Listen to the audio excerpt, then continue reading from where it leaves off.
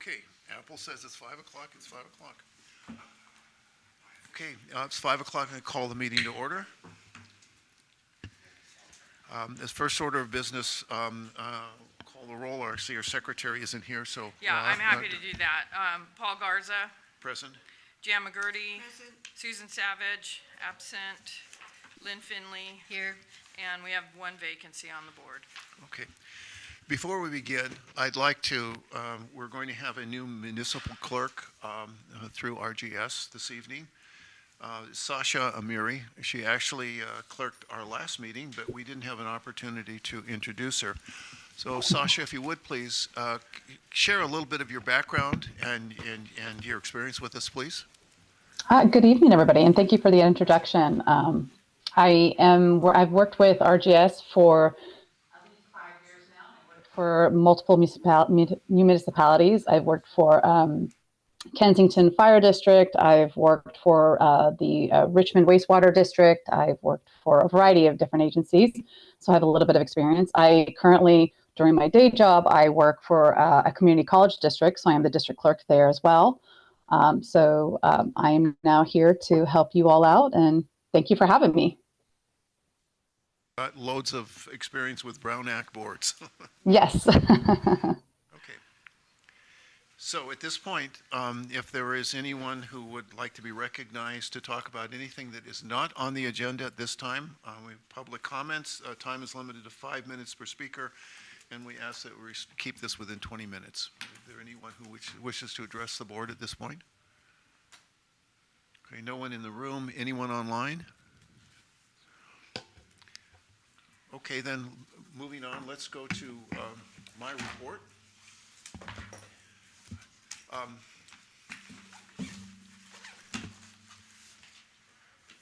Before I get into it, yesterday, let me just comment that I was attended a simple little ceremony yesterday honoring long-term employees and volunteers at the hospital, and I was really impressed with the longevity of some of the individuals. There is one woman who was honored who's been a volunteer at the hospital for 25 years. There were a couple of others that had been volunteers for at least 10 years. And of course, then there's a number of employees who've been here for 5 years and some for 10. There's one individual who's been an employee for 45 years. So this is extraordinary amount, I think, of dedication. And of course, these people, we think about them as hospital staff, but what are they? Serve the community. And in my view, at least, I think service to others is the highest a form of love and certainly civic responsibility that we have. So I would like to propose in the future to my board members, and we don't have to get into discussion with it, but if there's no objection from going forward, when the employees are recognized, I'd like to offer that we provide a resolution in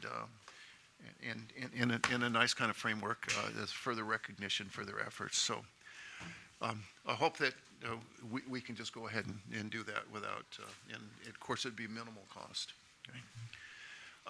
Secondly, I know that Kathy Wiley will get into the details of it, but I just want to mention as well, there's a board vacancy. It should be obvious to everyone. We want to encourage those who are interested to apply. We've got some flyers out. It's been noted. We plan on potentially making a decision November 13th. And Kathy will get into more of it if that doesn't happen. I do want to mention that the term will begin, however, at the point that the individual signs their affidavit and is received by the registrar of voters in Ukiah, right? The term will end in November 25, so it's a pretty quick turnaround. 26. And they will then, 26, yes, excuse me, yeah. And then the person in that seat would be able to then be reelected for a 3-year cycle, 3-year term. So anyway, Kathy will give you more details when we get there. Lastly, Point of information, is that correct?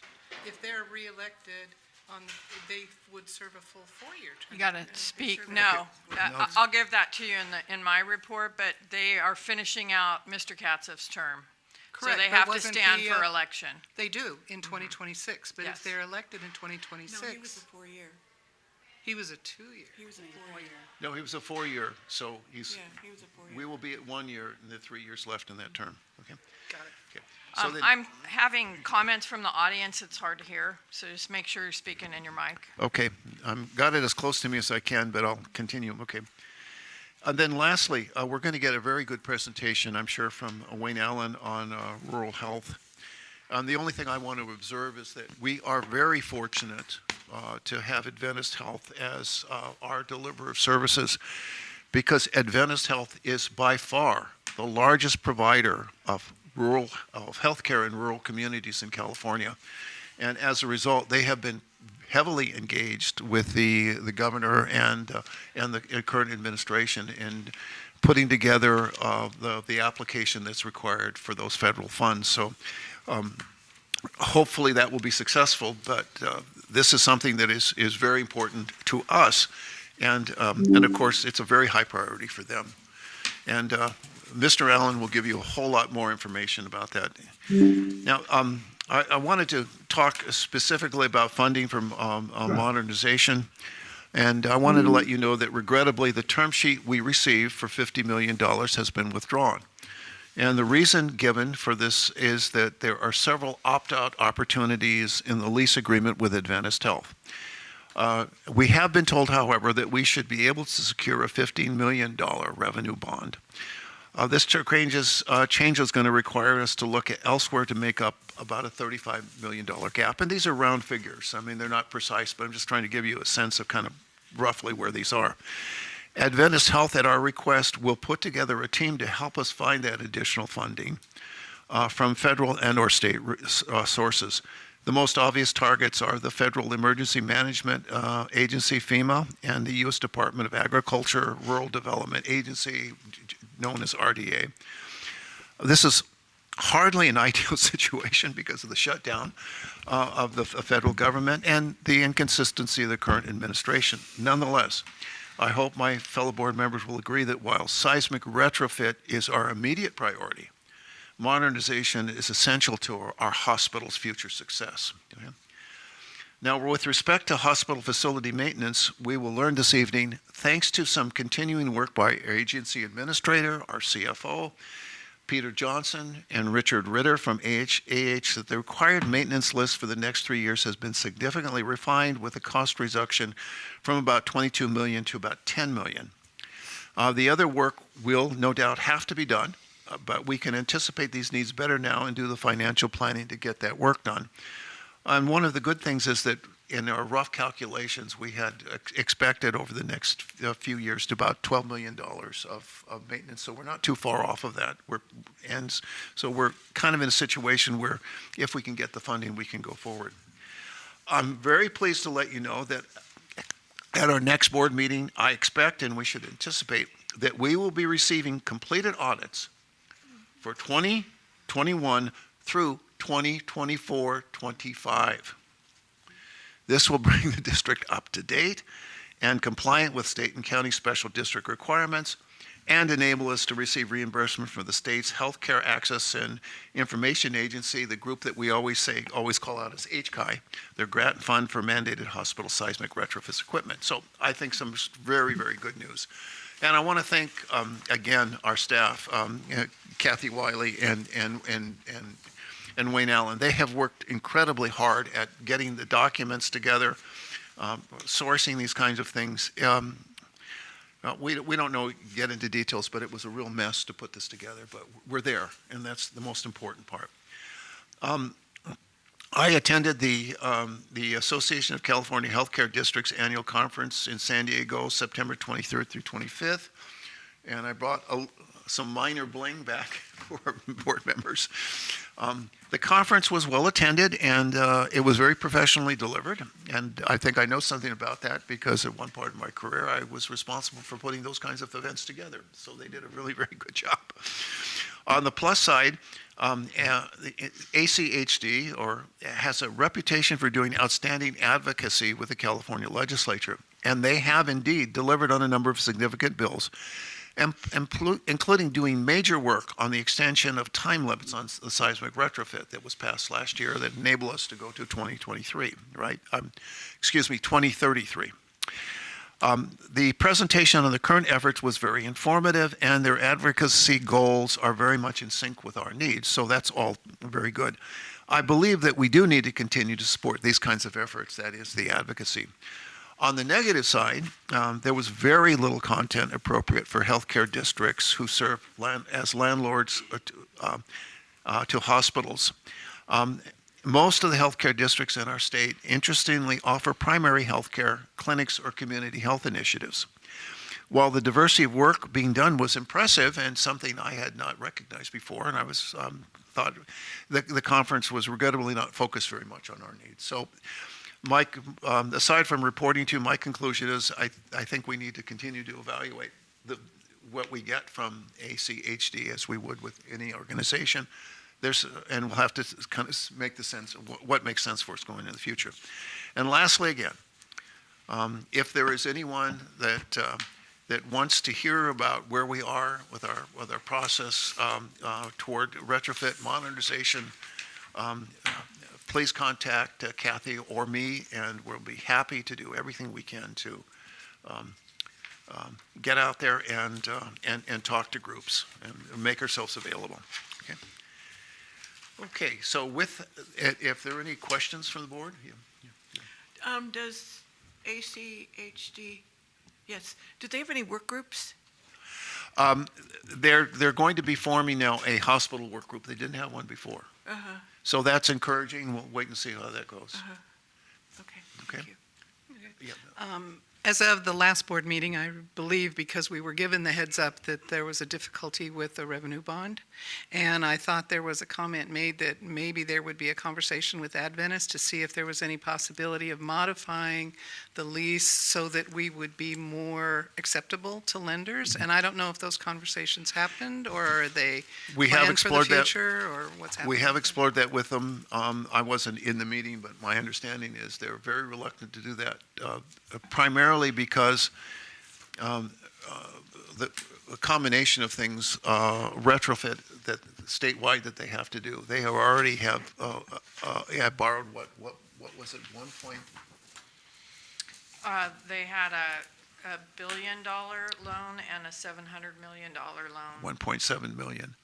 So if they were to adjust that, what would happen is that on their balance sheet that would show as a debit, and it would affect their credit rating. So they're kind of in a tough spot right now. Okay, so if they modified the opt-out, not any of the other terms of the lease, that would affect their credit rating? Yeah, because they'd have to carry it as a debit, long-term debit. Okay. Okay, that's kind of where we are. I'm sure that we're going to continue to discuss that with them. I don't think the discussion is over, but we're also trying to look at ways that we can engineer around it.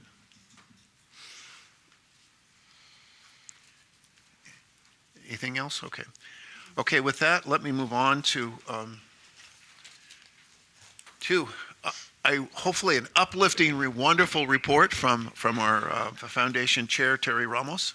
Good evening, board and community. Thanks for giving me a few minutes to provide an update. Mendocino Coast Healthcare Foundation has had a pretty good year this year. We've been able to do quite a few grants. We have done a lot in the community around health and wellness and continue to work with the community to see what we can do. A couple quick updates. Some of you saw today an announcement that we have decided to hire a full-time executive director. So the board has unanimously agreed that it's time to get an ED to help with day-to-day operations, fundraising, events, that stuff, so that it's no longer on a couple of us that have really been doing it a long time. So very excited about that.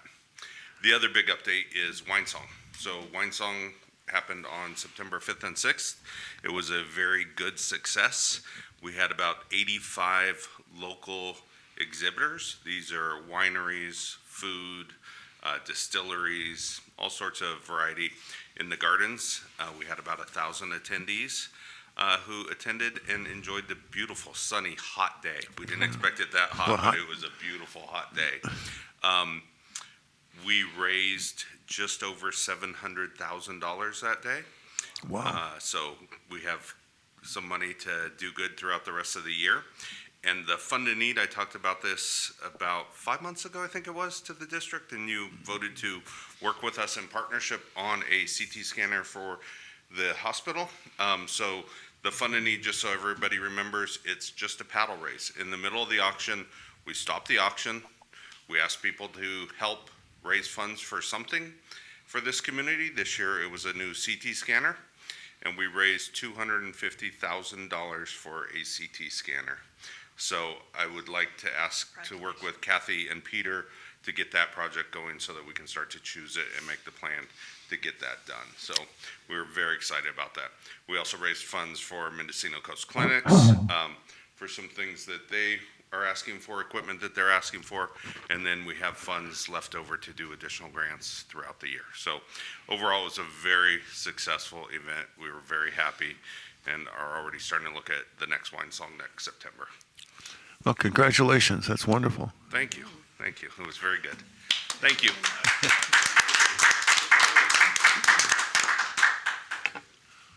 Okay, yeah, questions from the board? Okay, no, that's great news. Okay. Now, we're on to receive and file a building RX construction representative report from Donna Huntingdale. And this item is for information only. Donna? Yes, thank you. I'm going to go ahead and share my screen. Oh, can I share my screen? Is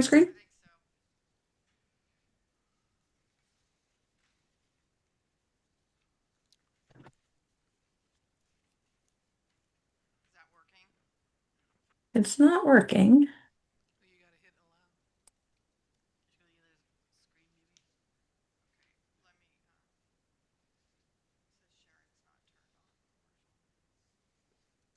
Let me, Oh, now I've got it. All righty. So you're seeing the report that was provided in the board packet. So I'm going to walk through this and take questions along the way and or at the end. So this is the updated first page that was provided at the last board meeting. These updates will be on subsequent pages. And then just a reminder of this is the plan for delivering the deliverables from the Building RX contract. Today we'll be talking about this draft schedule, a draft budget. At the November board meeting, we'll be providing the next update for all of those, plus a cash flow and authority having jurisdiction evaluation and next steps. At the request of the board, I included within the report an acronyms key that can be referred to for all the plentiful acronyms that tend to occur within healthcare construction. So hoping that's helpful. Moving on to the meat of the report, I've attached the budget. We'll go over that in a moment, the draft budget, as we're working through the next couple months to get that to a point that serves the need for the district, along with the schedule. Similarly, for the budget, we just want to note that this is a draft, and we are working to, number one, validate numbers in general, and also note that in future iterations, we're working to incorporate the appropriate past Devaney Group contracts and invoices so that it is a full picture of the exposure that the district has for the projects. So that'll be incorporated for presentation in the November Board of Directors meeting. For the schedule, we'll get to the details of that, but I wanted to note here that in developing the document, I have to pick a starting date, and so I have a starting date of 8/28/25, and I'm hoping everyone can acknowledge that. I'm fully aware that there's a lot that's gone on before that, but just want to have that as a placeholder. As we go through the rest of the report, I just want to point out that we have the start date that I pulled from this master schedule that's referenced here that we'll take a look at the end of this report. So I pulled the start date and the completion date from that document in hopes that that is helpful to see within the summary. Also, the associated timeline that we are estimating at this point. So moving into cash flow will be brought to the November meeting. Moving into the scheduled items. We have financing. We're looking at in working with Haley at HCI and developing what the different scopes of some of the grants and how they're structuring the receipt of that information and the associated grant awards. We've identified that this first grant that we know has been in HCI's hands. We're working to maximize that value. We've gotten feedback from Haley on what we can include, looking to get both from what she's tracking right now, adding the NPC 4 and 5 Devaney Group proposal, the Building RX proposal, as well as the geotech proposal that is on the agenda further. So we're looking to maximize that, and it's dependent upon the audits being completed. So once those audits are completed and we can get all the appropriate proposals to Haley, those are the constraints to getting this awarded. And I'm estimating a completion date of mid-December for getting that finalized. To come are grants too that would include construction through MTCAP, and then looking at grant 3 pending fund availability for the actual construction of the SPC 4D scope of work. So those are the ones that I see coming down the pipe. So referencing those as such. Design for the NPC 4 and 5, as the board approved the value for the Devaney Group proposal for this at the last board meeting to the maximum value not to exceed a 571. Since that time, Devaney Group has sharpened their pencils, using that term again, a little bit more, and we've got the final fee at 536,311, and plus a $25,000 estimated reimbursables for a total of 561,311, as compared to the not to exceed of 571,943 that was approved by the board at the last meeting. So we just got that update and have received feedback from legal to use that proposal as the contractual agreement and get that signed, aiming to have Devaney Group start that this week, and continue through that. They may be able to improve upon this date, but we know they have to submit it by the March 1st deadline. So that's what we're tracking for that scope of work. For the design of the MTCAP 2A, that is complete. It was submitted to HCI on 8/18. So as far as the design is concerned, that portion is complete. As referenced previously, there's a geotech report that needs to be updated to current code cycle. And so an agenda item that the board will be seeing today is the approval to get that work done so that we can get the update into HCI that will affect the MTCAP 2A permit review, as well as the geotech report approval as a separate application as well for approval from HCI. So a couple things going on with that one. MTCAP 2B is dependent upon HCI approval of 2A, and SPC 4D is dependent upon MTCAP 2B. So those are rough dates that we're looking at for those design efforts. The next part is regulatory. So for the HCI approval, so we've got several authorities having jurisdiction on the various pieces of the seismic project. We've got HCI. If we determine that we need CEQA based on the requirements around the emergency tanks that are part of NPC 5.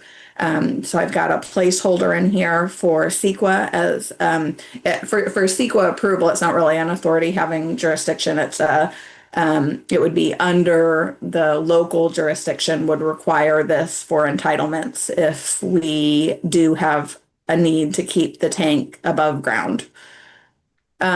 We've got the Coastal Commission identified as a potential authority having jurisdiction similar to the CEQA. It's dependent upon those tanks. We've got the city as an authority having jurisdiction. And then we're referencing HCI again down here for some other scopes of work. So when I say regulatory, those are that's the arching. Those are all the entities that could have a role in the approval of your project.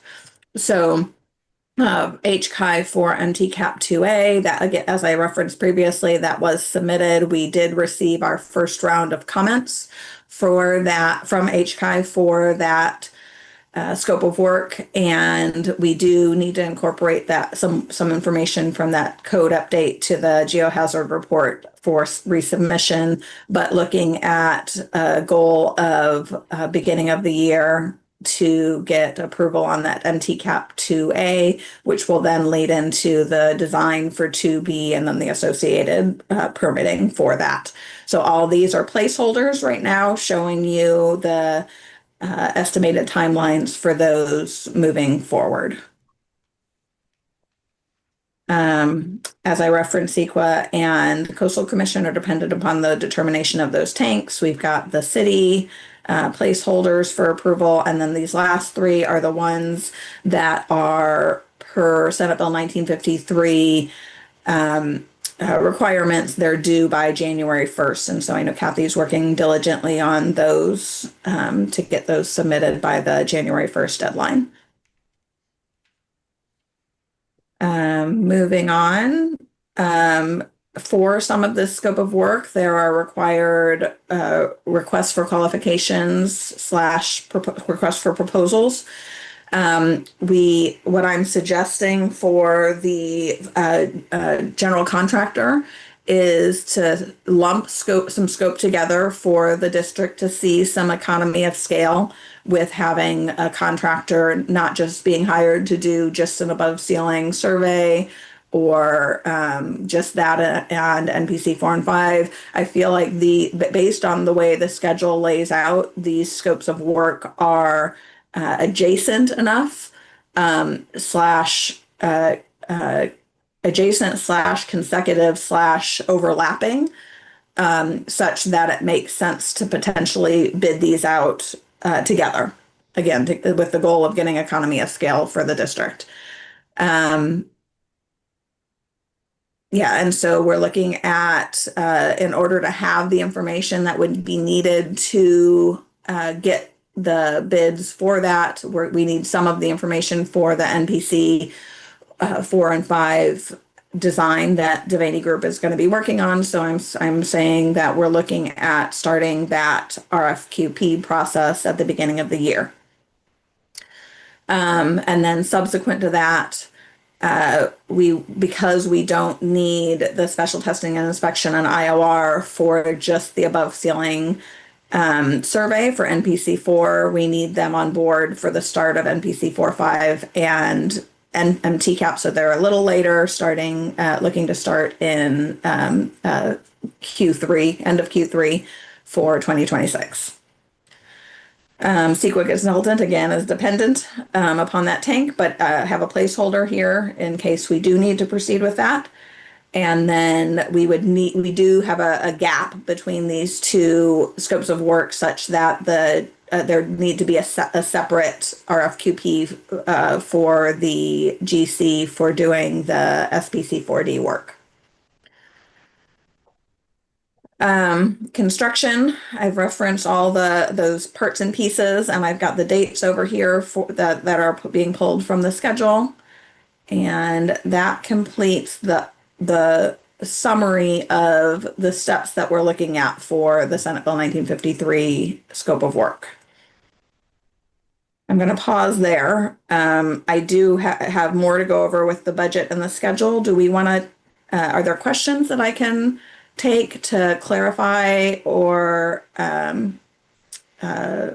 take away for answering for the next board meeting with this information? Director McGordy? Yeah, I have a question. I'm not quite sure where it goes. Have you done any analysis of the projects requested by Adventus and how it interfaces with the seismic upgrade? We had a meeting with, inclusive of Peter, to to start that discussion as to how those parts and pieces plug into the schedule, but that's in the very infancy of discussion. So it is the intent to figure out how those parts and pieces play a role in the schedule, and we will be working to do that. Thank you. It's probably also important to point out Donna's contract for the 30,000 is covered potentially by the HCI grant reimbursement. Cool. Yes. Any other questions on the? No, it's a little overwhelming, but I've been through it, we've read through this, and hearing you go through it, it's still overwhelming, but it's a lot of it's information. great. Yes. Yeah. I'm trying to present it such that it's higher level with the dates and the steps, with the backup as the budget and the schedule behind with more detail. But let me know if there's anything I can do to make that easier. Okay, I do have a question. Yeah, Yes. Director Savage. Just for clarification, because I truly appreciate this kind of detail, but there's a whole lot in there that's pending. So on an ongoing basis, will we still be working with this group to continue updating this document? That's part of what our Yeah, agreement we is? haven't gotten that far yet, but Yeah. there will probably, my preference would be to have a contract in front of you to keep Donna on this to help us out. And we haven't really talked about that yet. We're trying to get through this first phase right now, and then you'll see something at board level. Okay.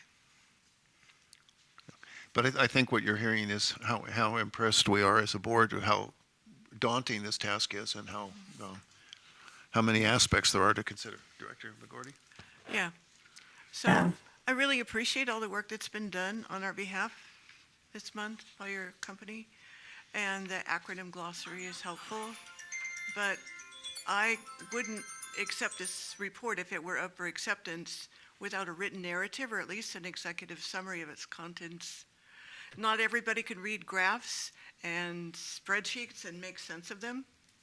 So we need detailed language of what was accomplished in a format that's easily acceptable. I don't think this request is unrealistic considering the cost of this contract. Public funds are being used and the public should be able to understand the work being done. And I thought this was made clear at our last meeting, but thank you for your consideration. Okay, any more questions? Okay, Donna, why don't you continue then? Okay. So this is the budget report.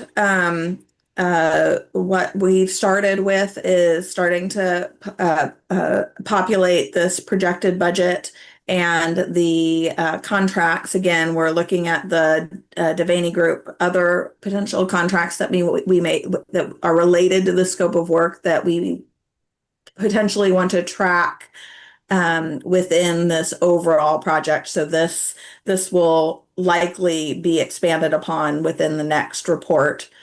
We're validating these. We believe that, or we got some feedback today from Devaney Group and Cumming on how this work is combined within this number, and so we were just validating that. And so don't be too alarmed that we have zero for this. We were just trying to validate that this number included both. And similarly, the MTCAP and the SPC4D construction.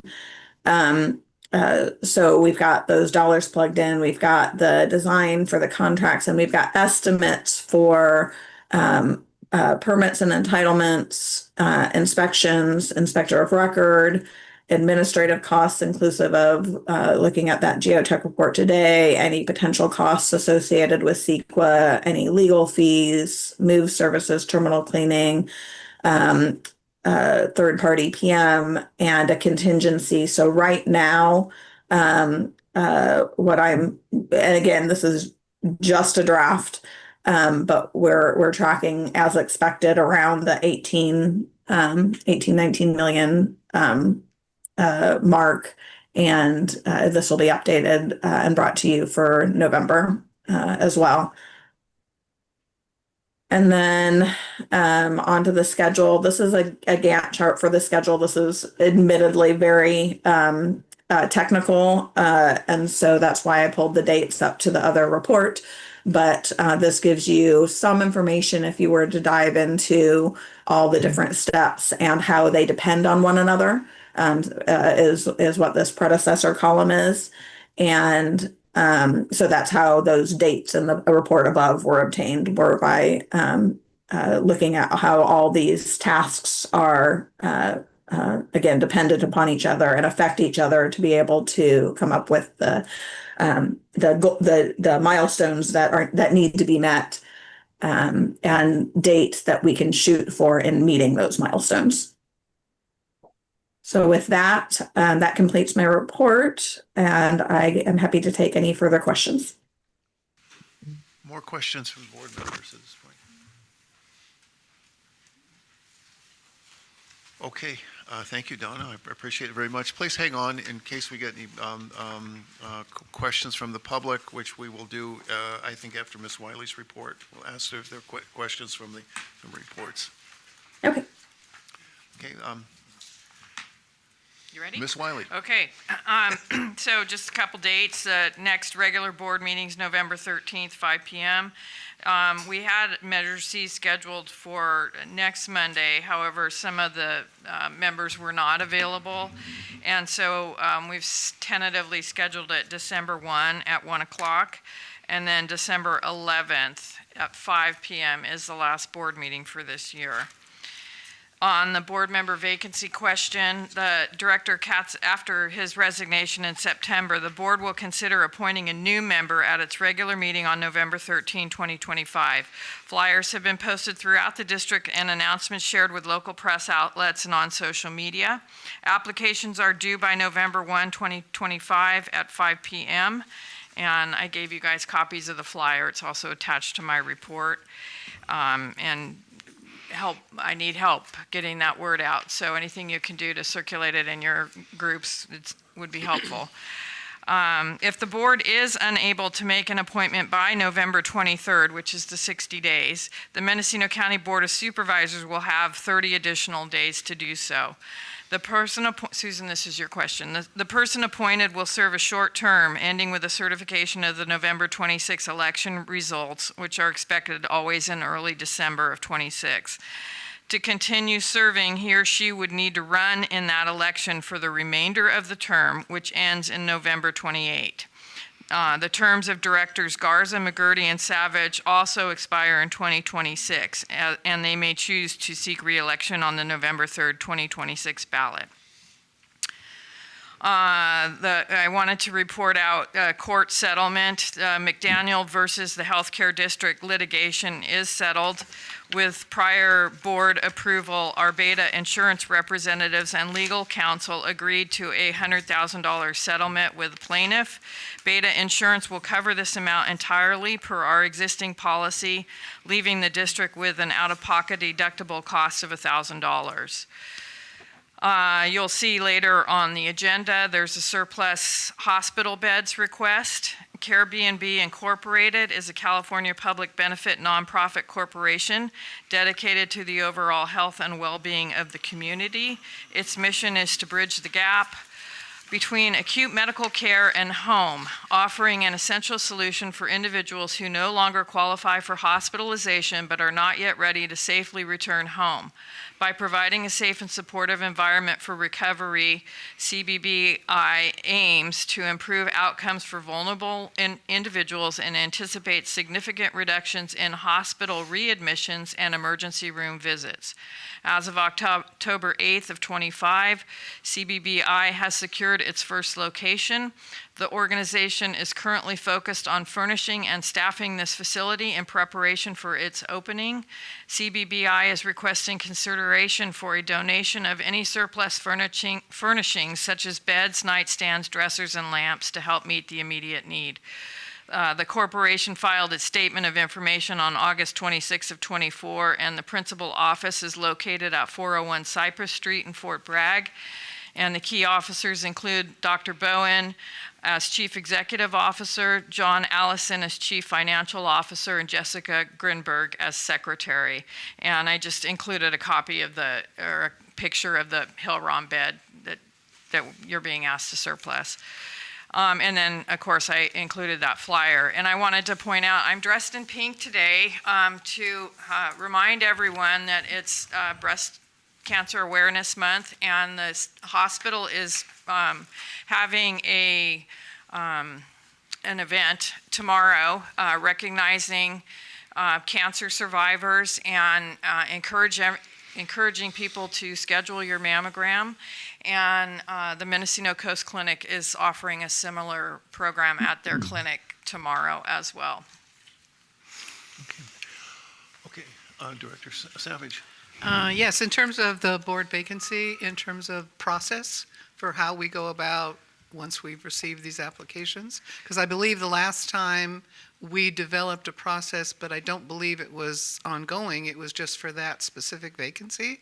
So I'm not sure what's envisioned for how we're going to handle the process and whether something needs to be adopted or forwarded, or what's the status of that? What I had planned is to just do it the way that we did it the last time, where you'll have copies of anyone of the resume, whatever, that's submitted, and you'll have the opportunity to ask those applicants questions, and then you'll vote on in public about the appointment.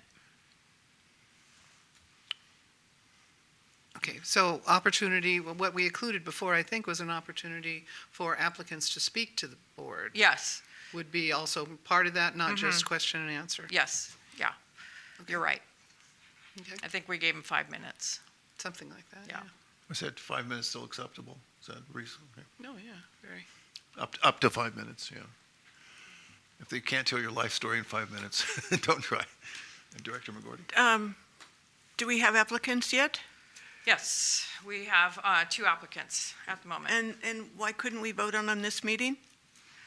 Because I wanted to make sure that we got it circulated to the community, to the widest audience, so that we had a pool of applicants to consider.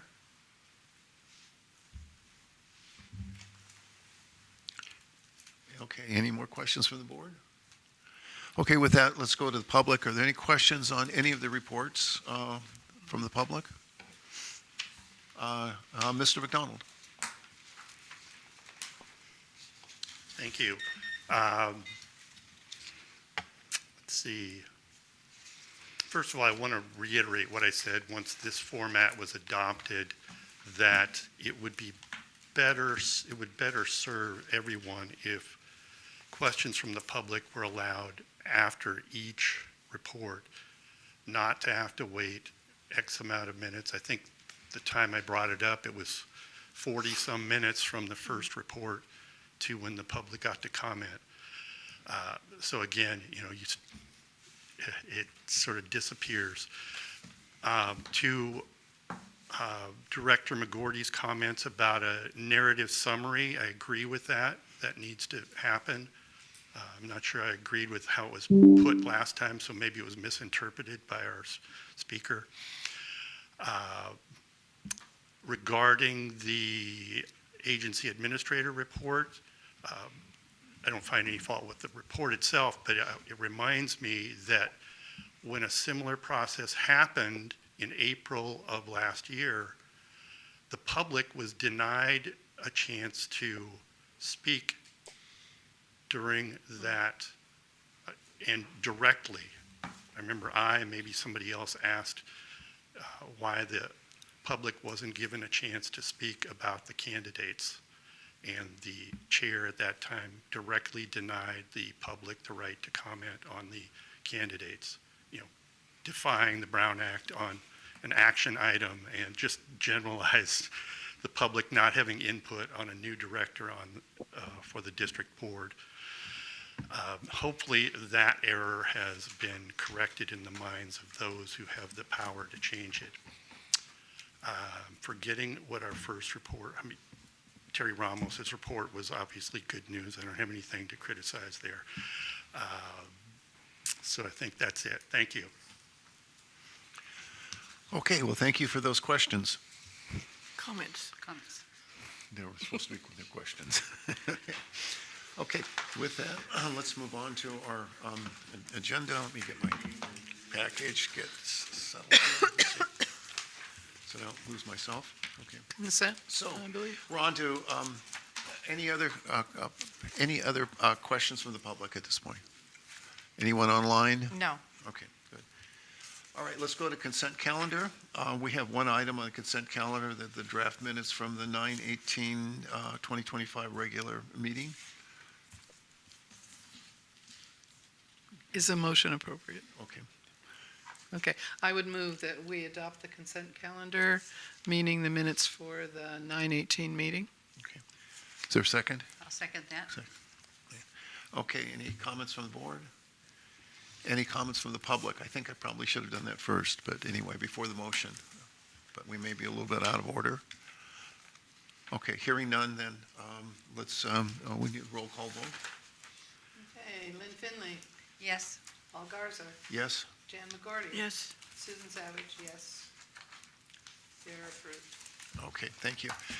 Now, we're on to new business to receive and approve the October 25 revised Adventist Health Mendocino Coast Hospital Facilities Capital Expenditure Plan for the calendar years 2025, 26, and 27 in the amount of $9,959,528. Presenting this will be Peter Johnson, the Adventist Health Facilities Manager, and our CFO, Wayne Allen. Thank you. Can you see? Here we go. Yeah, so I can see pretty well. So we were able to scale things down a little bit.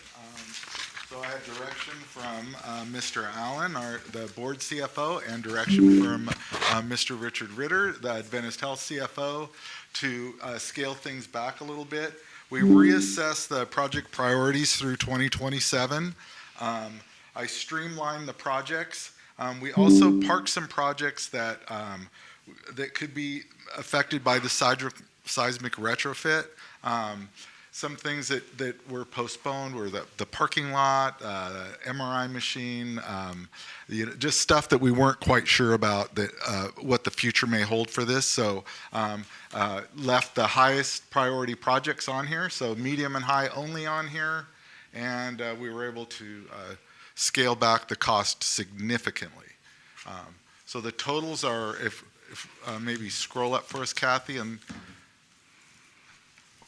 the totals are down at the bottom for each year.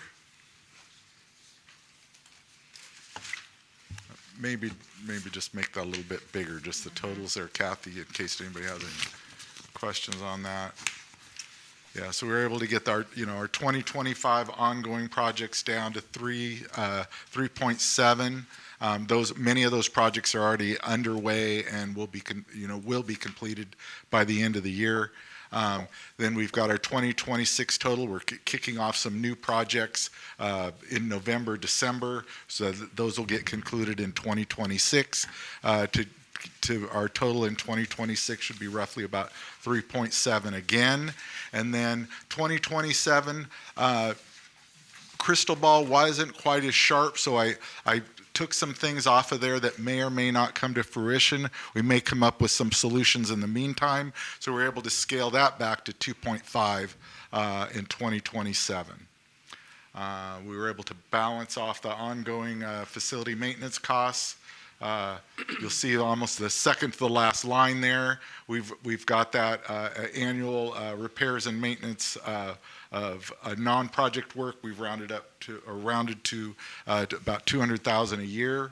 That was down from about 5, using the run rate from 2025 to help get us some better numbers. And we could go through line by line, or I could just take questions, whatever the board prefers. Okay, Mr. Allen, do you have any comments? Let me call on you first, and then we'll go to board questions. Well, comments I would have, Kathy, if you would pull up my cash flow statement.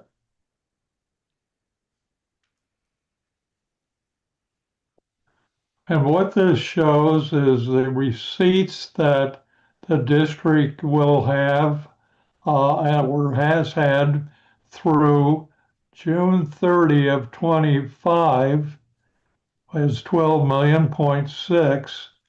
And then we get a deposit from the lease and Measure C of about just over 1.1. On July 1, we make a deposit to the construction to the improvements fund, and on January 1. So July 1, January 1, and then we do that and all the way through January 1 of 27, and come up with an ending total in December of 18,441 that has been put into the bank account for our lease improvements fund according to the lease. Meets the stipulations and dollar allotments for the lease. The expenditures going out show you that through last calendar year, we had spent 8,074,000, and then the three projections that Peter has tonight of 3.6, 3.7, and 2.5 make a total of just over 18 million. So we have a slight surplus of funds, which is fine, and it takes away from reaching into the restricted capital fund and doing things like that. It goes along with the stipulations that we have put into the lease and the allocations, the expenditures, so it works very well financially, very well. Thank you for demonstrating that with us. Yeah. Well, that is good news. Okay. Questions from the director? Well, I have a question because I'm trying to find that page in this packet because I didn't see it before. And my question is because I've been trying to understand our obligation in terms of maintenance, a la the language that was provided last time, which looks like 2 million a year. And this is significantly more than 2 million a year, so there's something else that I'm not quite understanding that's going on here, or are we being asked for more than 2 million a year to accomplish these tasks? And I'm kind of confused about that. So first question, where is the page that you just put up on the screen? It's the back of page 5A. And I don't have the colored tabs, but it's probably... So the last page after the facilities project planning sheet. Okay. Okay, and so could someone explain to me what is going on here? May I? Yeah, well, let's go to Mr. Allen first. Let's answer that question. Okay. Mr. Allen? Did you hear that, Wayne? What was the question there, My Kathy? question is, my understanding is that we have $2 million a year that we put into an account for Adventist to spend as it pleases on maintenance of the building. And so I'm trying to figure out how exactly this works, because this is substantially more over 3 years than $6 million. So Okay. there's something else going on here that I'm not understanding. Okay, let me explain it this way. Yes, on July 1 of 2020, Elise called for $2 million per year to go into the improvements fund, and it's for repairs and maintenance, equipment replacement. It's just not routine repairs and maintenance. And equipment gets in there also, but and the deposits were to come from the district to Adventist and to their account on July 1 and January 1, $1 million and $1 million. And then that amount gets inflated by the CPI every year. So that's where on the page there you're seeing a final amount there of 1,186,000. That's had inflation for 7 years, and that's so it's been inflated for the CPI. And then the total of that arrangement is 18,441 has been deposited. And then down below, what has been expensed is, well, just over 18 million. So it should leave a surplus in the bank account. So it's how it's working. And the $2 million was reasonable estimate. If it's lower, then fine, the money's going to have a surplus. If it's a higher, then it's a deficit, and the district's going to have to make up that deficit. So, but right now it's apparently stood the test of time for about 7 years, where the receipts are equaling the expenditures. So if I could follow up. Are you finished with your questions? Well, I guess it's a question about follow up on what he just said. Can I ask him? I'm sorry, I missed that.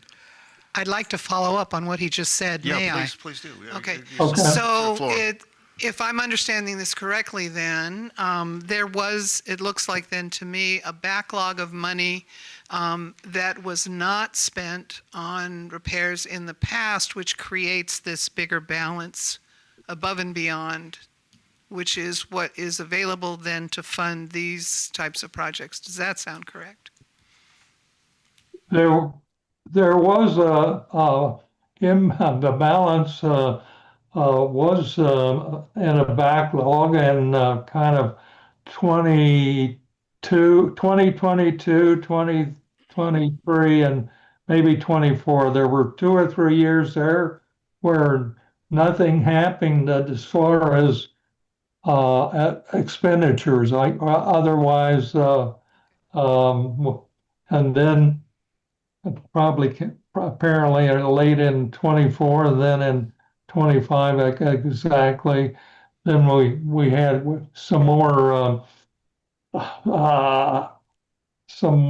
concrete support for what Adventist was doing, and discussions like we're having tonight. So it went into a hibernation, I guess I'll call it, for 2 or 3 years. Okay, got it. Okay, that makes sense then. I think Adventist, Susan, was doing the work and funding it, but there was no documentation like you're seeing tonight. That's correct, Wayne. Okay, Director McGordy. Yeah, I have similar concerns. So I appreciate the readjustment of the capital expenditure plan that was presented at the last meeting. And I noticed that it condensed the 5-year plan that was printed in presented in January for 22 million into a 3-year plan for the same amount with little changes, which was totally unacceptable considering the first priority of our district is the seismic upgrade mandated by the state. But I noted that the requested amount for capital expenditures is still over $1 million a year above budget, according to my calculations. The lease stated a beginning budget of $2 million, and with the CPI adjustments for inflation, it now stands at about $2,400,000. So I understand the deferred maintenance and the many needs for compliance, but I really think we need to keep our eyes focused on as much money as we can for the seismic upgrade. Okay. Any other questions? I don't have any questions, but I do recognize the fact that most of these projects are for the Joint Commission requirements and also patient safety. And they're things that we can't kick down the road because they are very important to keep the hospital up, running, and safe. Yeah, And necessary for licensure. yeah. Okay, Okay.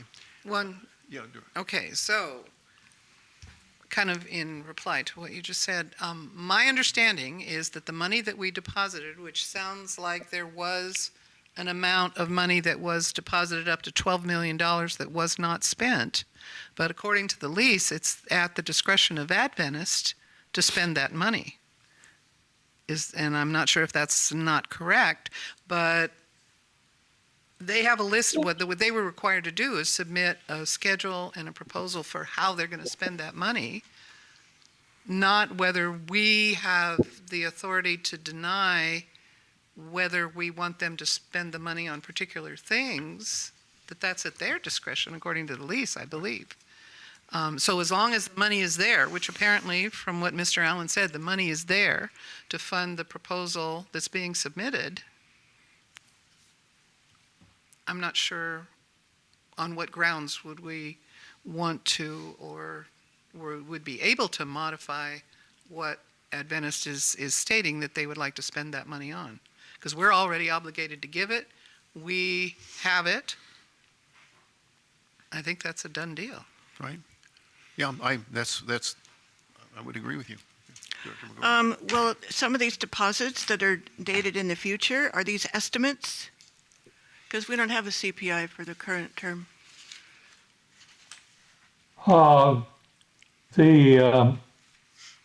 CPI is capped at 2%, so if it goes higher than that, it's capped, and if it goes lower, and so forth. So we've been really sticking pretty much around the 2%. Yeah, we get a little bit of a deal because we know the And then annual I inflation. think we need to get a little perspective on all these expenditures. They're necessary for having Adventist having a appropriate workspace environment to provide patient care, and they're for the district's benefit.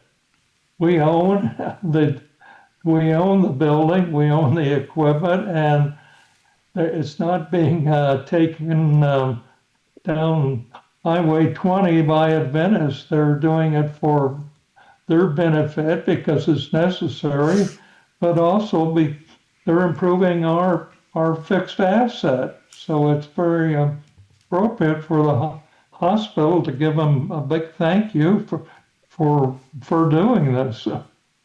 Because I was there when we had deferred maintenance, we couldn't do anything, and it was terrible. And so for them to take this and run with it, it's wonderful. Okay, thank you. Thank you. Okay, questions from the board? Seeing, okay, public now? Any questions from the public? Comments, rather. Mr. McDonald? Wayne, correct me, excuse me, correct me if I'm wrong, Wayne, but I think one clarification that might help on those numbers is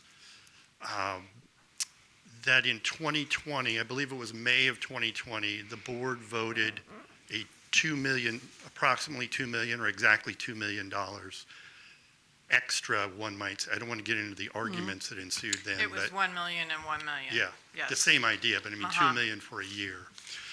All right, so thank you, Kathy, for verifying that. The other thing is for Wayne, how much of Measure C's funds from July of 2020 to the present have gone towards,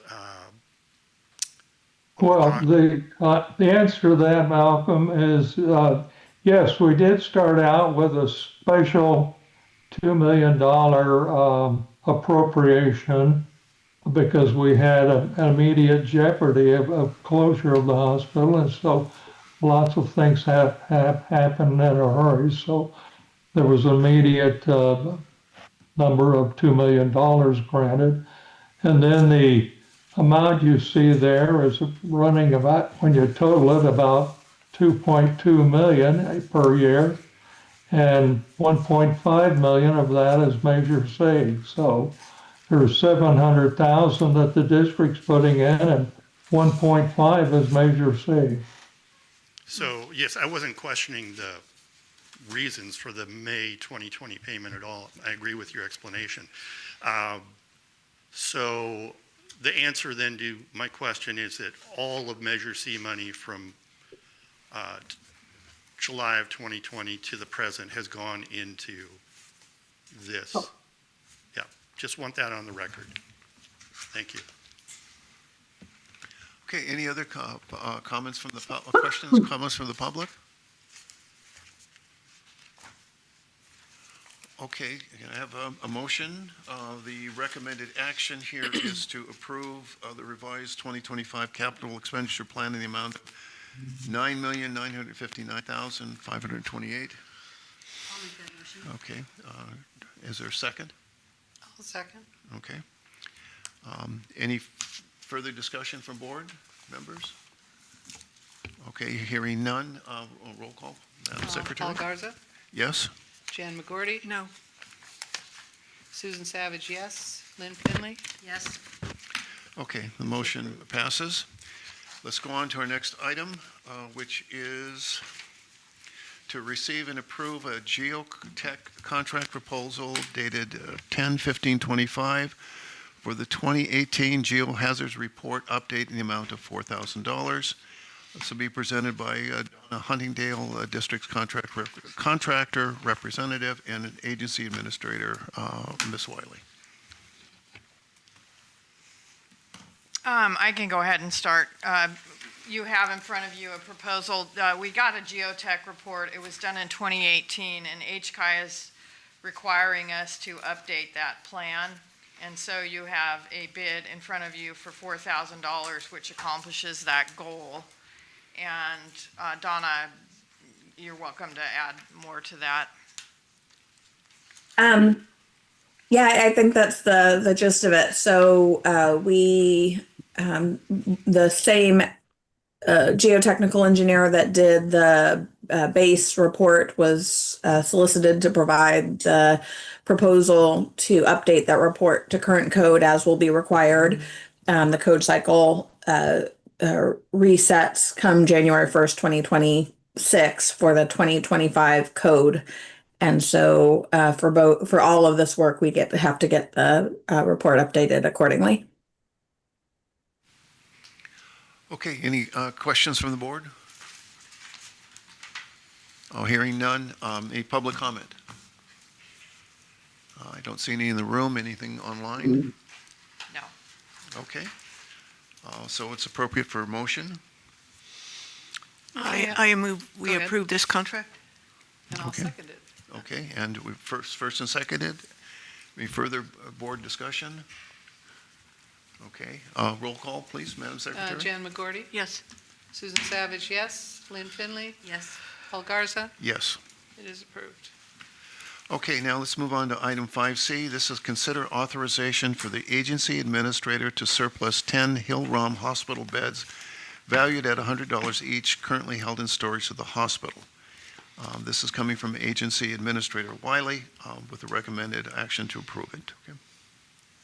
So the first step here, the staff report, my recommendation is to go ahead and surplus those beds. They're actually taking up space in the old maternity ward right now, and Peter could use the space and doesn't need the beds anymore, and they have been replaced, was it last year, with new beds?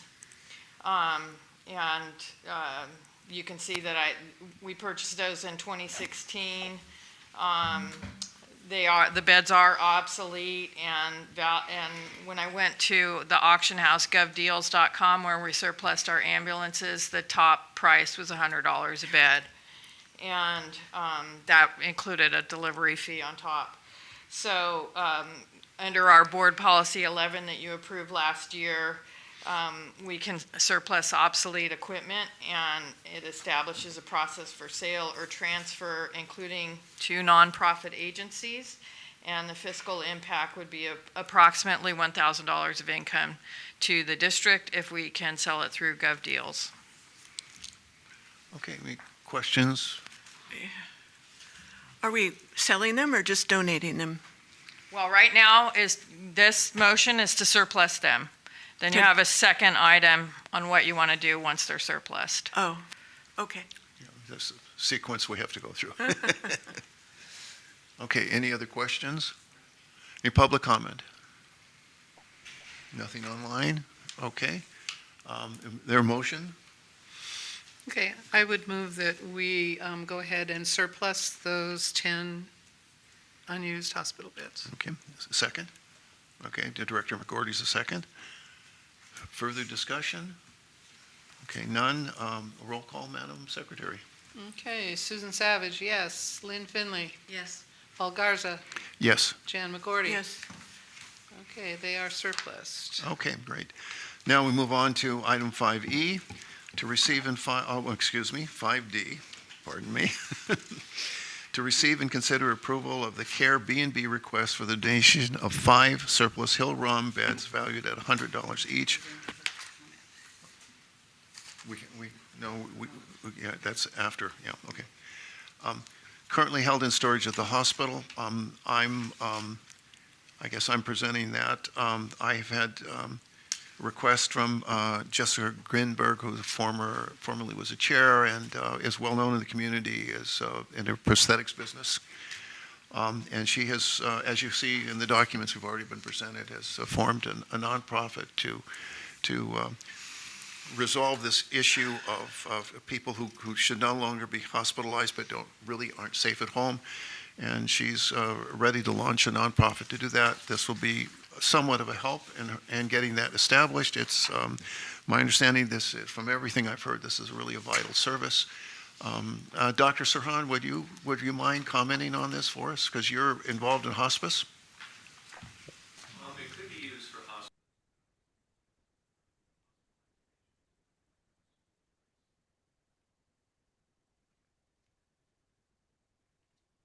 Right. Okay. Very well. Okay, great. So that's a pending item. It would the value of those hospital beds would be a total of $500. So, questions from the board? Comments? Yeah, my question is, are we offering to donate them, and which I would recommend, but then how would they be delivered? We'll work that out. Do you have a truck? I do have a truck and a trailer. Okay, so then I guess the other question is plans for the other 5, because this is donating 5 of them, so then. Yeah. So, Oh, I thought it was 10. no, Well, Jessica's this is- only asking for 5. Oh. I can try and surplus them through GovDeals like we did before and see if we get somebody to bite. And if not, I may come back to you with another nonprofit donation. Got it. Yeah, we're in a kind of situation where the cost to us to actually get them to somebody is going to be greater than the value. So the more that they can be absorbed in our community, the better. And not only that, but it's good to think that those beds that were purchased sometime in the past for the hospital have continuing value in our community. And anyway, so public comment, Mr. McDonald?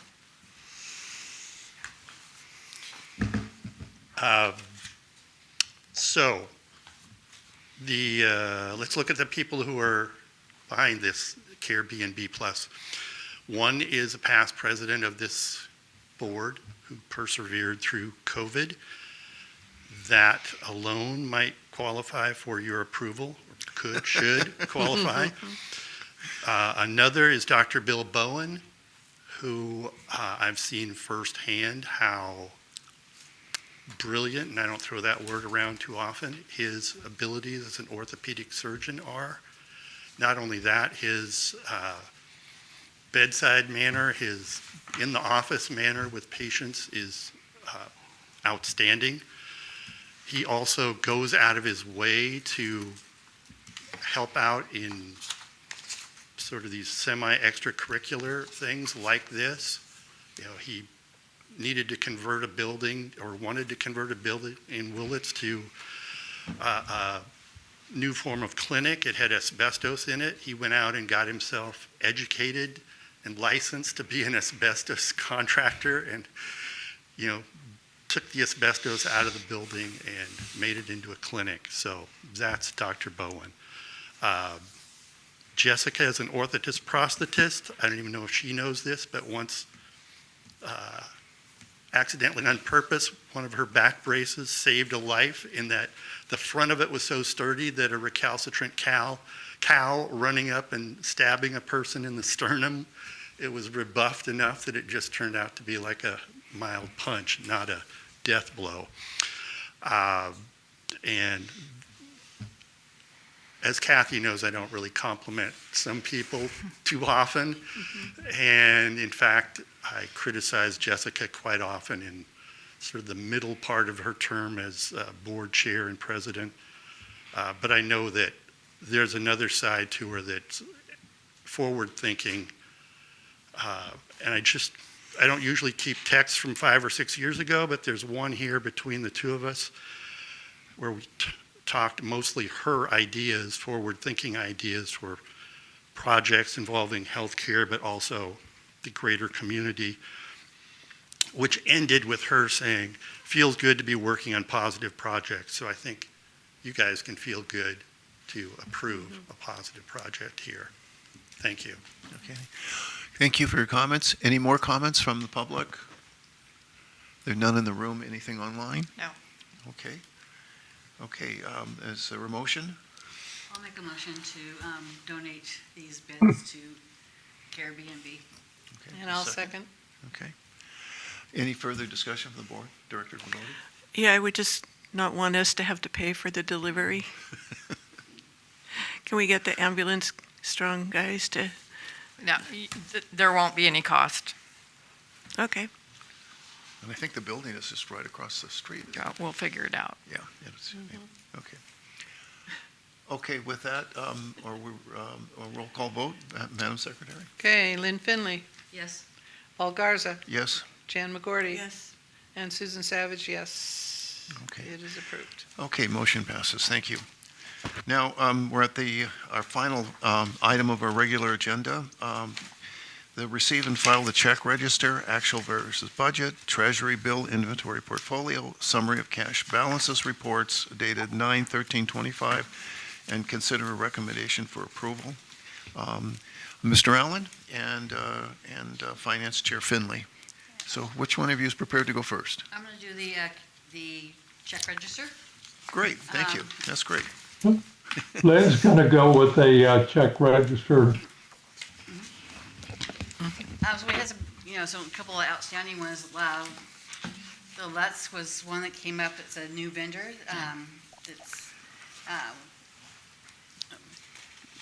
It was the little was 7,400. So they are the new vendor, so that we're going to be seeing them more frequently. We also have Props and Measure we've made the last payment to them, but we may be doing a not to exceed 500 later on for a database they might help us with if we need to go to the public for any monies for revenue bonds and such. Or, RGS, those are a budget catch-up checks that we did for them in 1 month. It was 2 months worth for them. What was the other one? It was a big one. Let's see. It's kind of the gist of all of them. The rest of them were pretty much our normal checks and balances. So. Okay. Okay, question? Okay, can you explain again about props and measures? Because I thought at the last meeting, we voted to terminate the contract with them. Yeah. And so what is this? And you said there is going to be something ongoing? There, No, well, go ahead. yeah, this is the final bill that was due the last 3 months, is the 7,500 that we wrote a check to them for the Okay. last invoice. Got it. And then they offered to populate our MailChimp database with about 4,500 emails of people in this district, voters in this district. And so we're just going forward with that. It's about $450 that you'll see on the next check register. Okay, any other questions? Okay, Mr. Allen? Okay, let's go to the budget, and there, for the month of September, investment income was high because we had several investments that matured during September, and so it came in at 93,472. So that's good.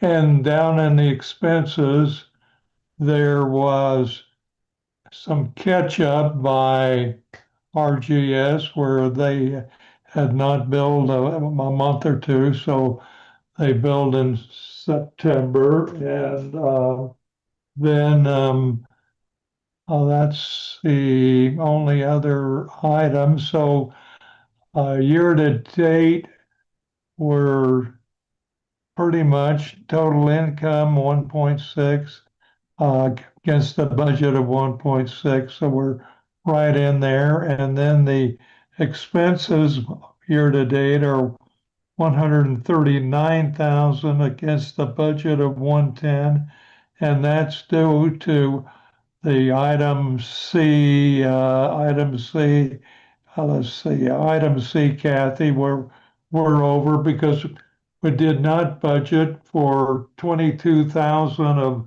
of the fee for the Mendocino County auditor for the collection of our taxes. So that was a surprise, and so 22,000 went through with no budget on it. And those would be the comments on that page. The next page is the one for the restricted capital fund where I allocate half of Kathy's time, 3/4 of my time, and then some of the direct purchases are 50-50. And so year to date, it totals 43,106 against a budget of 45,000. So it's doing pretty good at that point. So let's go to the Treasury bills. And what I said there is in the purchase date, the fourth column over, you'll see 4 purchases, 925, 918, 916, and 923 were purchases made during the month because of the maturities I mentioned. And then off to the far right, we're getting now about a 4.0% interest rate. And over on the first column, Kathy, I've stretched out the maturity durations on these new purchases, getting into, well, just 1 and 26 weeks, but getting a lot of 17 weeks and some 13 weeks because I think interest rates are going to continue to fall a little bit. but I don't want to get hamstrung with having too much out there in 26 weeks or even 52 weeks, because I'm not for sure we're out of the woods as far as declining interest rates. I don't, I see some problems there. So anyway, that's our distribution. Down at the bottom of the page is the interest income we've realized matured for since back in June of 24. And the total on that through September of 25 over on the right is 759,000. So we've done very nicely with interest income that has matured. And then the next two pages deal with the historical purchases and maturities.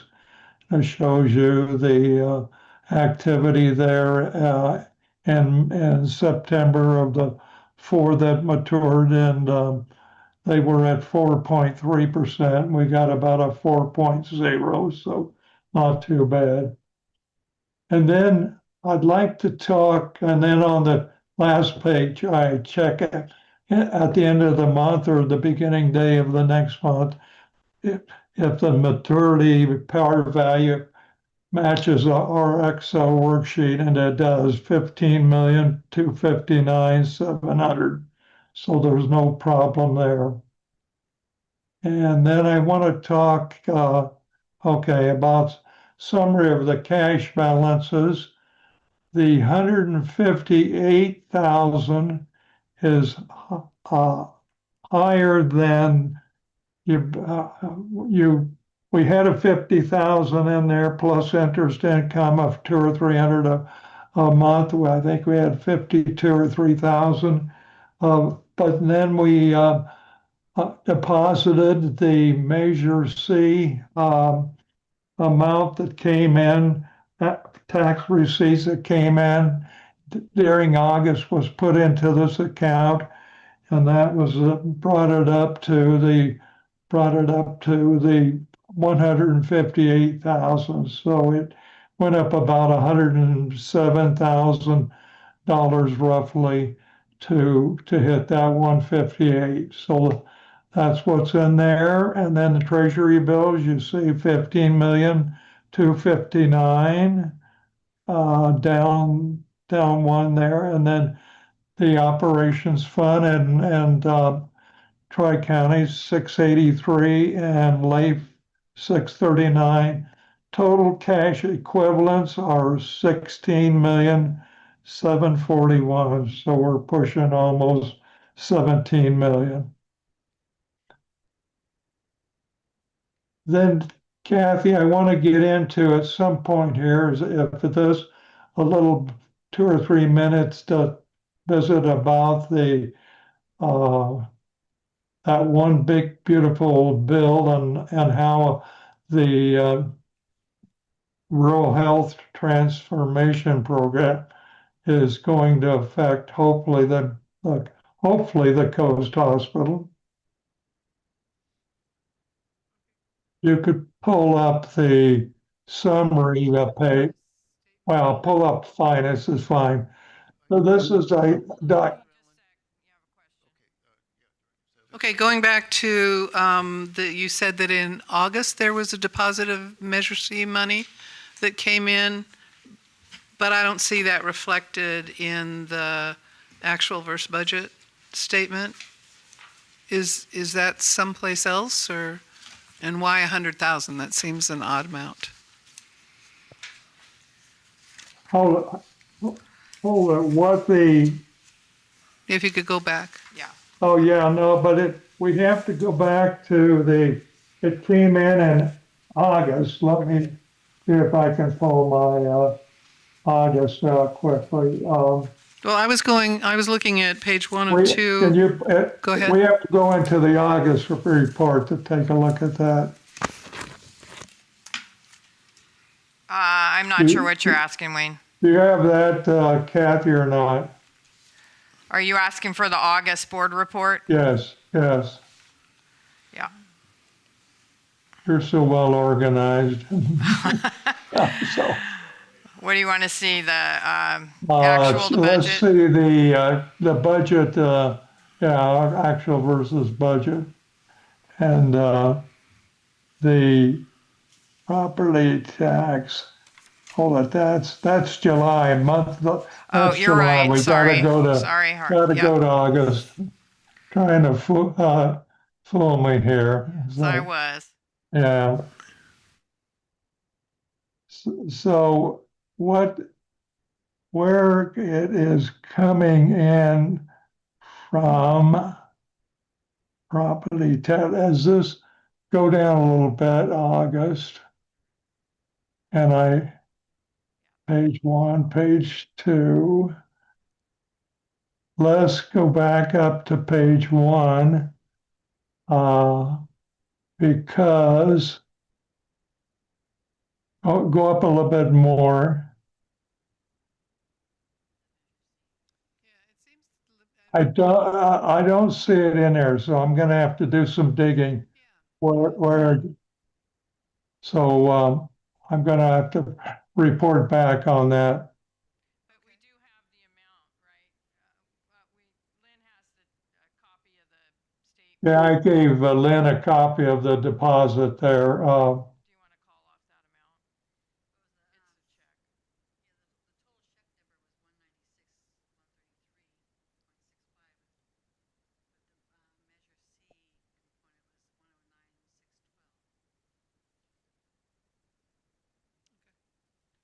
But where we would expect to find it, am I not correct, is in the. Yeah, yes, and I need to see, Yeah.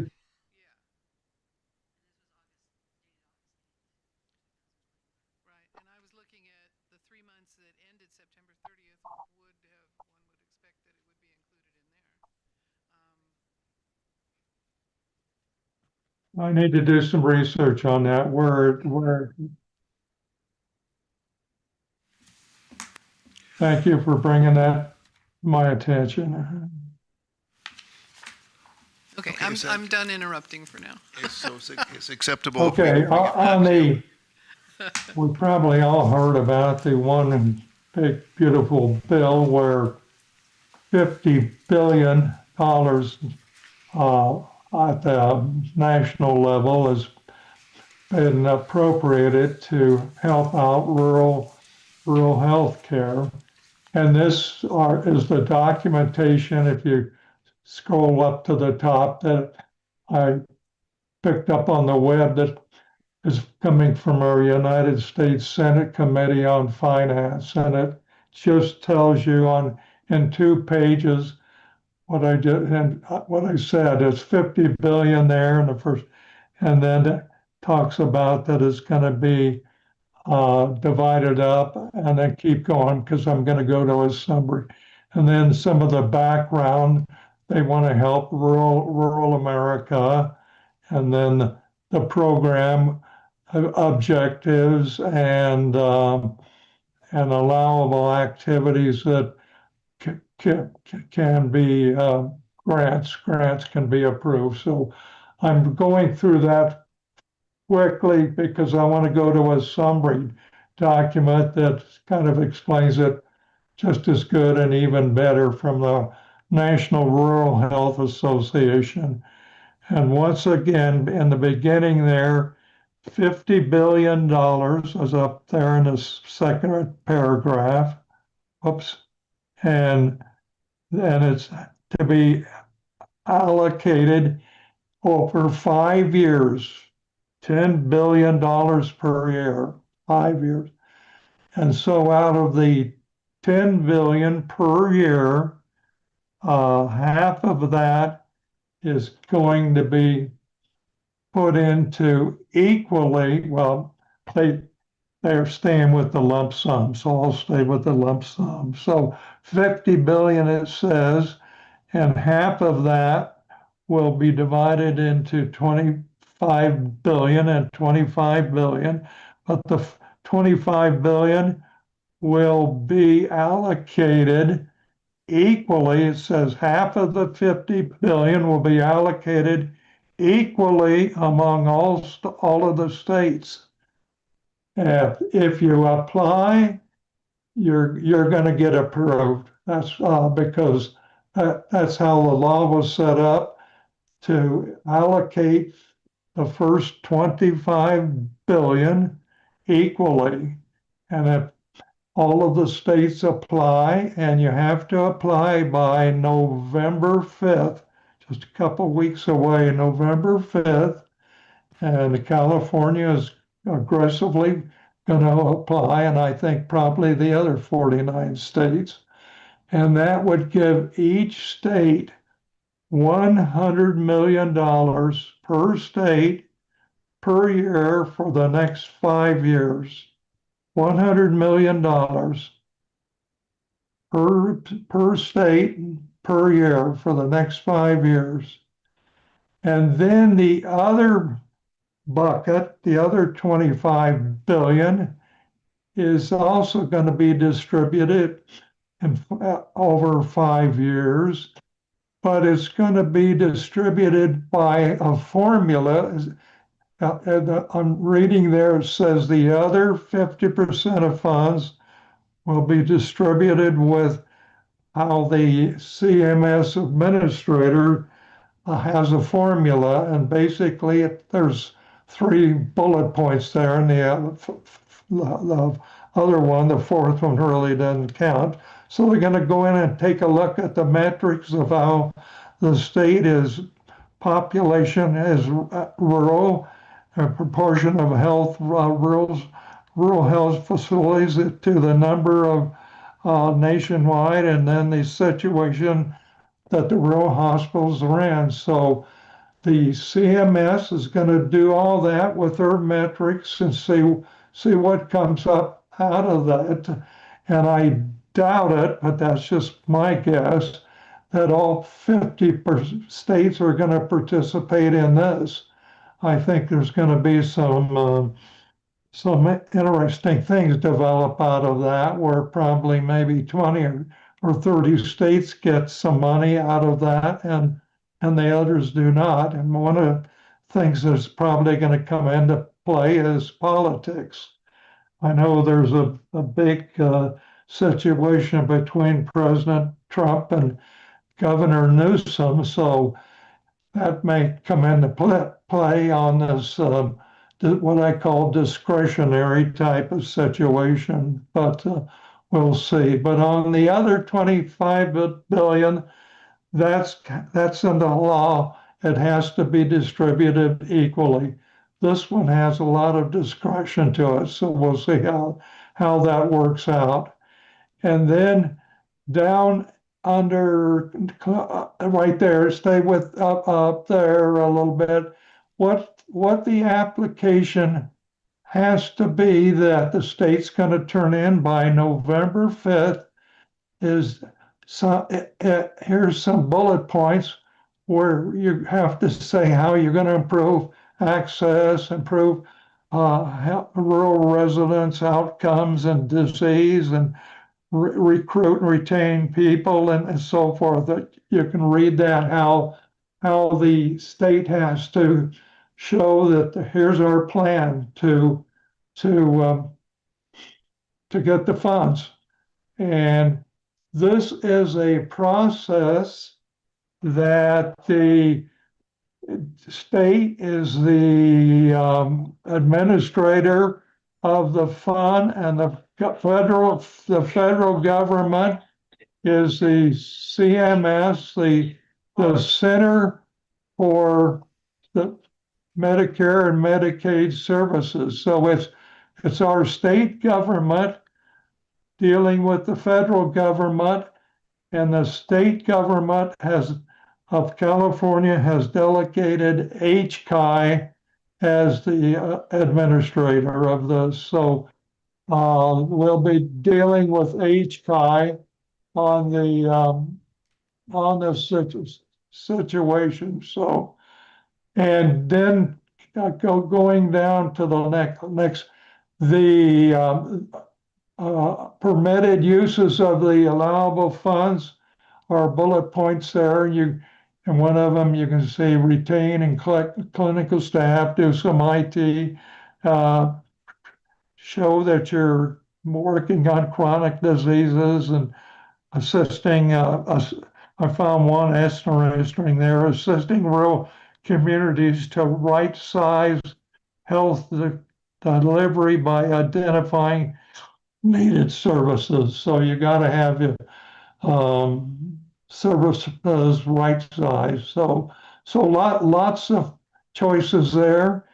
And then go down to the bottom, Kathy, is uh, the eligible facilities that this will go to, and it's hospitals in rural designated rural areas, and along with critical access, sole community medical dependent REIs and all that. So it has the beneficiaries is hospitals, and that's hopefully rural hospitals is the whole thing. And then go down to the next page, and then and also I want to mention federally qualified health centers are in there, as well as rural health clinics.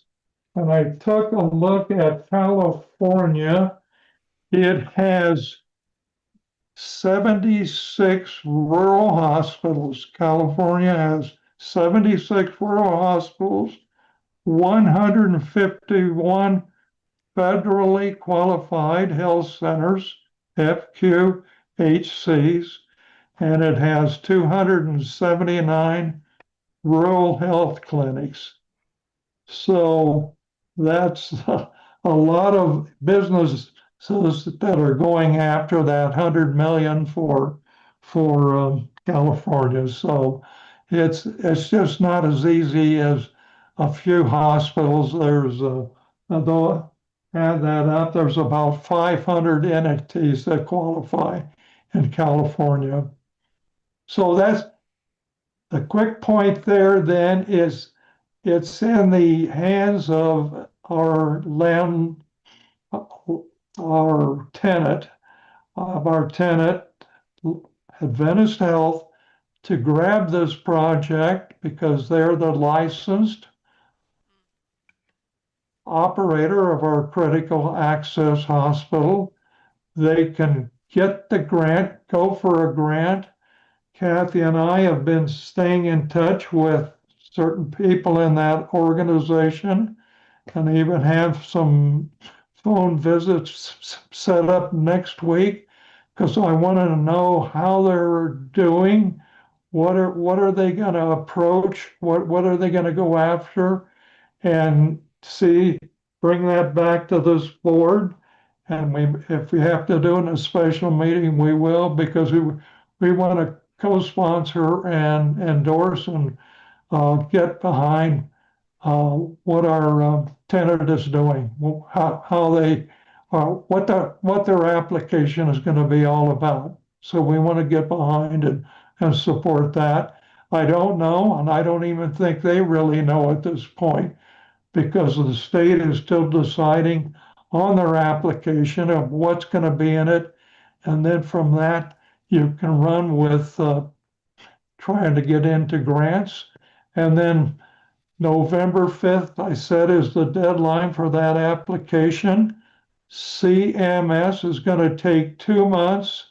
And by the end of December, on December 31 or before, they will announce if you qualified for the grant, the money, the 20, in this case, the initial year.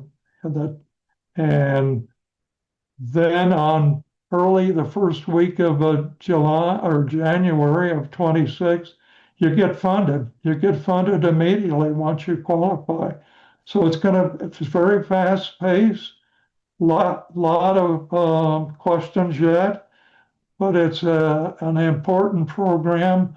I believe that, the Adventist Health Mendocino Coast can qualify for some funds.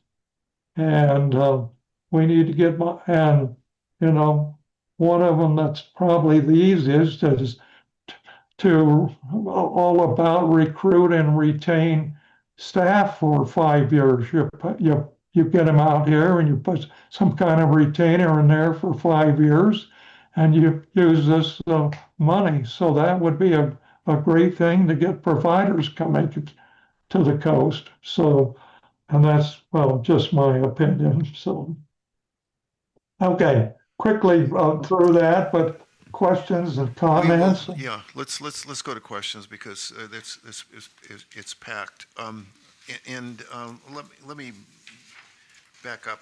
Probably should have we probably should have segregated this to begin with. We still should be the first item should be to accept your report, your financial report from you and Chair Finley.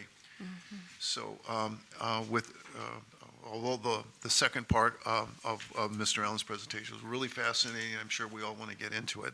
We need to go through that process first. So are there any questions from the board about the financial report beyond what we've already, beyond Director Savage's question? No. Okay. Okay. Then let's go to public comment. Mr. McDonald? Just a quick thing or thing and a half.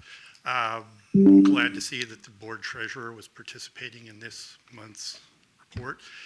In that, kind of the equivalent of a verbal typo, I believe, but I wanted to clarify that the using the $500 whatever for help me, The Kathy. database. It's the MailChimp voter database. Yeah, props and measures is what I was Uh-huh. looking for. Thank you, Terry. That if we were going, if the district was going for a revenue bond, that does not involve, yeah. I just wanted to clarify that for you. That was the verbal typo. As a type, yeah, It would be a general obligation bond, a Yes. GO bond, yeah. you're correct. No And- biggie. And We all as I make those said, I mistakes. said the wrong. And in addition to that, we would have to be very careful about how we use that because we cannot advocate. But the idea is to have build up a database that we can consistently provide information to the public and improve that process. So that's what we're trying for there. Any other public comments on the? Okay, do we have a motion to approve the financial report? To accept? Okay, you have a second? Sure, I'll second it. Okay, any further discussion from the board? Okay. Madam Okay, and Secretary. so the motion is to accept the report, not approve it. Approve it, I'm sorry. Okay, Paul Garza, Yes. Jan McGorty, Yes. Susan Savage, yes, Lynn Finley, Yes. it is accepted. Okay, great. Now let's get into, I'm sure there are going to be lots of questions, so let's start with the board about the Rural Health Transformation Program. Director McGorty. Yeah, my first question is the state submitting? Do we Oh, know? yeah. Yes? Yeah. And then my second question is, did ACHD consult on this? Are they providing input? Based upon their legislative report, they have done some work on it, but it's not huge. But they have they're in the discussions, they have produced some analysis to the state administration. It's not the legislature this is going through, this is through HCI. But that's all I know about it. That's what was in their legislative report. That's what they talked Too about. bad. You might want to add that in your community meeting the other day, you heard that Adventist Health provides. Well, Adventist Health has been deeply involved in it because, again, that's why I pointed out at the beginning that they're the largest provider of healthcare services in rural California, by far. No one is close. And so they've been very, very much engaged in it. They're not, and they're going to continue to do that effort. They're quite pessimistic about the impact of this. If you think about this for a minute, California will get $100 million, right? State of Montana will get $100 million. Yeah, we know. The state of Wyoming will get $100 We million. know, we know. New Hampshire will get $100 million.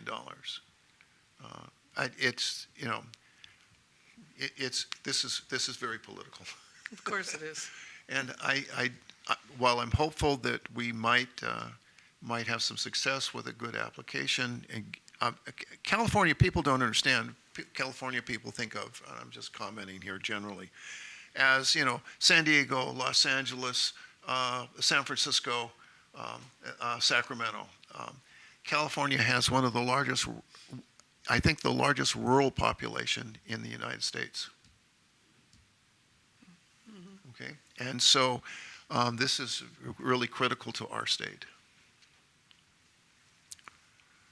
Anyway, they're not real optimistic, but they're doing their very best, and we'll see. Keep our fingers crossed. But questions from public? Public comment, questions? Yeah, Gabriel. Yes, sir. Mr. Maroney, we haven't heard from you yet tonight. It wouldn't be a meeting without you. Good evening.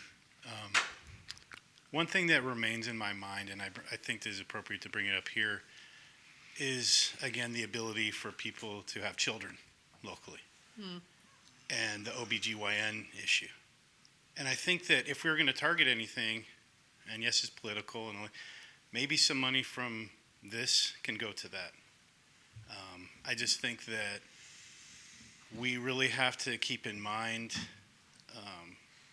the center of life and the aspect of how fundamental being able to give birth to humans is. And I'm saying the obvious, but this is what my mind thinks of when I think of retaining people. There's all kinds of areas where the money can go. But again, basic infrastructure in society, being able to, give birth in a protected, excellent way.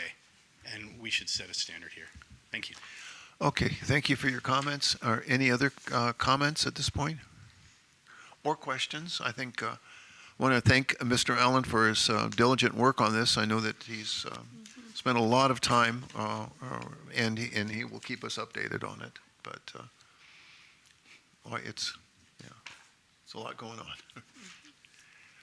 Okay, hearing none, let's move to our penultimate item. Any comments from the board? Director McGordy? Yes, I have comments tonight. Well, I understand that we agreed the entire board would discuss seismic upgrade issues.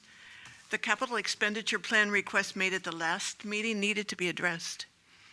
Since the planning committee is responsible for proper financial oversight of capital expenditures, it would have been appropriate to have that committee discuss it. Yet this was not allowed, since the opinion was that that request involved the seismic upgrade, and all discussion of seismic upgrade needed to be discussed by the entire board. Of course, anything about our finances is going to influence the seismic upgrade, but this shouldn't preclude the obligation of our planning or finance committees. And if everything was to be discussed in a full board, where were the extra meetings to do it? There were none. Regarding the prioritization of capital expenses, I also understand, per the lease, that Adventist Health shall have sole discretion in determining and prioritizing projects in the improvement schedule. However, there is nothing that prohibits our board from consulting and making suggestions. There would be many priorities on the list I would question above others, and as an aside, I don't see the sidewalk outside the clinics anywhere on the list, but I assume we'll be asked to pay for it. No, We won't be asked to that pay is for it. not true. That is part of the medical office building, separately owned and paid for. Okay. It's not a well, district good. expense. Furthermore, I would like to see this board become more professional in the way it works with staff in general. It has been said that only staff may consult directly with Adventist. However, the staff is supposed to work at the board's direction. That is how most boards work, in my experience. It is the board's fiduciary responsibility and obligation to be on top of expenditures that regard public money. But at no time has the board been given opportunity to direct staff on financial matters. At one time, it was suggested that there be closed sessions to discuss these matters and report on progress, but that has never happened. We can do better. Thank you. Okay, any other comments from board? Director Savage? This is a suggestion, I think, for probably future agenda, because I noted that every one of your chair reports includes the request that if there are groups of people who would like to hear from us, that to let you know. I'm feeling, though, for most of the public out there, I mean, we did a somewhat effective outreach initially, where we went out into the community and touched a lot more people, even people who couldn't be there, but at least they knew that we were there, because we've been kind of silent for a long time. And I think the community might be wondering what the heck and what are we doing, and particularly with news kind of flittering around about the effect in the federal government, that it would be really good, I think, for us to get back out in the community, as we did before, to reach out to them, not ask them just to reach out to us, I think would be a really good move. So I'd encourage us to think about that and possibly start doing that. It would be really good.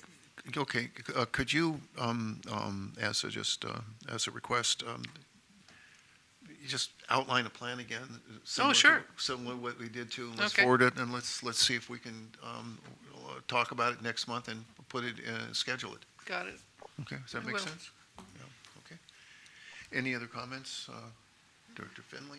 Okay. Hearing none, we have a motion to adjourn. I move we adjourn. You're motioning to adjourn? Uh-huh. Okay, good. And I will second. Okay. Okay, roll call? Okay, Jan McGorty, Yes. Susan Savage, yes. Lynn Finley, Yes. Paul Garza, Yes. and we are adjourned at 6:56. And thank you for all of your attendance.